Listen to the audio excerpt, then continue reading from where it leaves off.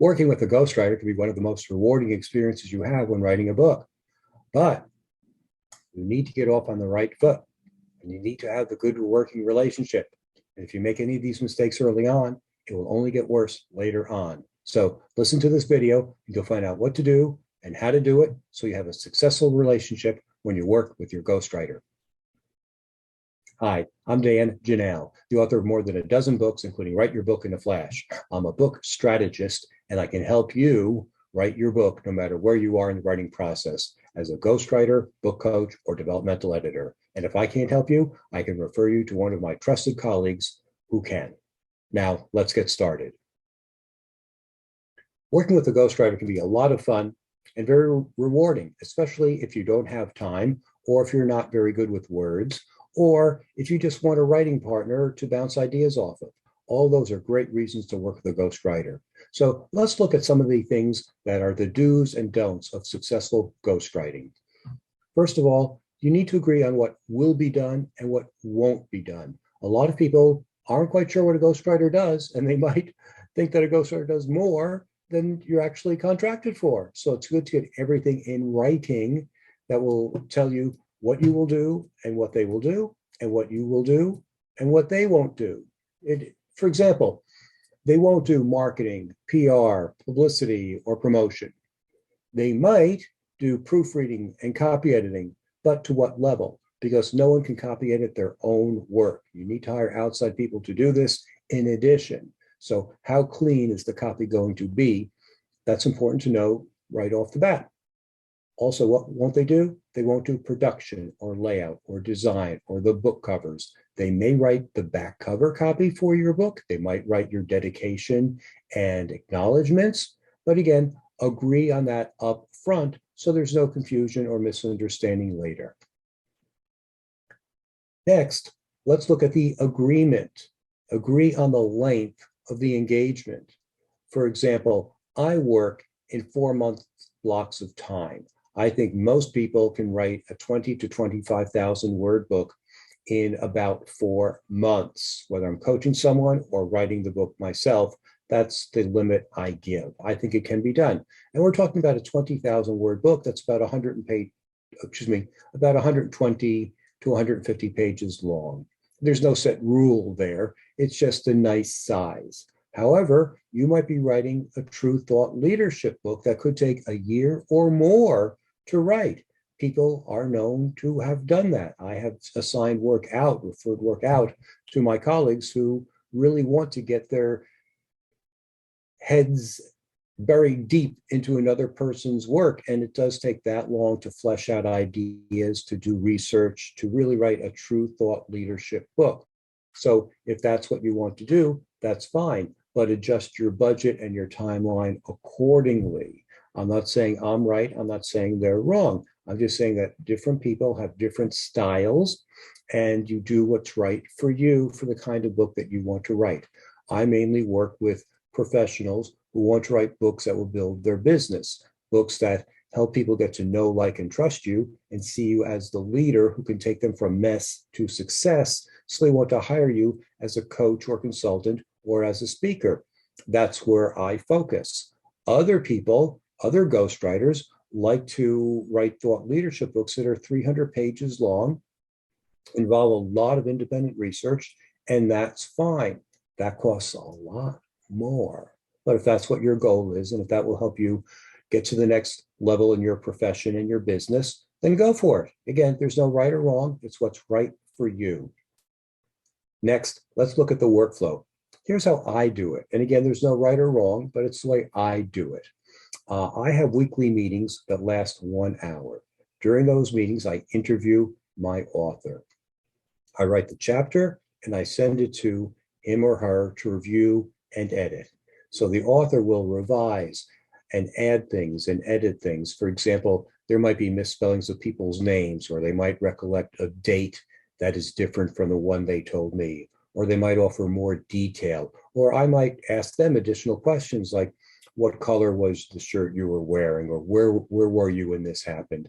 You know, questions that I might not have thought of when I was interviewing them in real time, because that's the way the mind works. You read something, say, gee, I want to know more about this. Tell me more detail about this. Let's put some color into this. What did he say? What did she say? Let's get some dialogue here. So those are the things that the author would look at to revise and add and edit. And they would send their copy back to me and I would review that. And then we could discuss that at the next meeting. So we could ask more questions. We might have more insights and decide if that chapter is done or if it needs more work. And then we repeat that process for each chapter. It seems to work very, very well for me. Other ghostwriters may have other work styles, and that's fine. But it's important to get a buy-in from each of you on your individual work styles. So if your ghostwriter wants to do things differently, that's okay. If it's okay with you. Do you have enough time to review material? You may need more time. Again, those are the things that you'll fine tune as you go through the writing and editing process. I just want to give you a rough idea of what I do so you can use that as a model to see how it compares to other styles and see if their style works better or if my style works better. Again, totally up to you. Everyone's a little bit different. But definitely ask them what their style is and what their schedule is. Next, let's look at the granular level of working with editing files. It is very easy for files to become confused if you don't have a good file naming system. For example, if you call it draft one, well, I might look at it, you might look at it, I might look at it again. If it still has the file name draft one, we don't know which version is the latest one. So version control is very, very important. I put the time and date into the file. So it might be Joe's manuscript, February 15th, 2022, 10 a.m. And then Joe would review it and she'd send it back to me and say, Joe's manuscript, February 15th, 3 p.m. And that way we know which version is which version. And I can't tell you how important this is because you don't want to be editing over a previously edited file that is not up to date. You just waste a lot of time that way.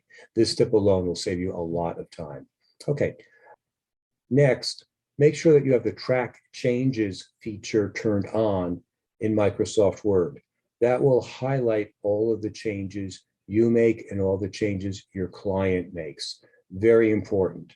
That way you can see the changes. Also, you might find that your client likes to color code anything they write. That's fine too. So they can turn on the different colors and just highlight what they've changed.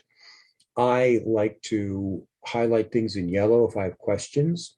Some people prefer to have the comments section turned on so their comments and questions appear in the right-hand margin. That's perfectly fine too. And also, I like to congratulate my clients on the progress. Everyone likes a little pat on the back. I think that's important for ghostwriters to let the client know that they're on track, that their stories are good, their editing is good, and that things are going well, so they can manage their expectations.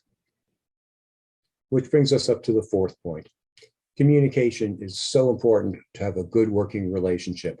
And the first rule there is to be honest with your feedback. If something isn't going well, or if you don't understand something, or if you have a question about something, bring it up right then and there. Don't let it fester for 10 weeks, because by that point, the ghostwriter will have assumed that you're on board with whatever they're doing, and they'll keep on doing it time after time after time. And that mistake or that irritant gets repeated time after time after time. So best to snuff out any kind of issues early on. So if you don't understand something, say something. If you don't like the writing or the flow or the interview process or the editing process, say something. Don't let things linger or fester. It's easy to fix things in the early stages. Ghostwriters are very flexible and adaptable, but it's much harder to revise things in the later stages. Also, if you need more time to review material, then say so.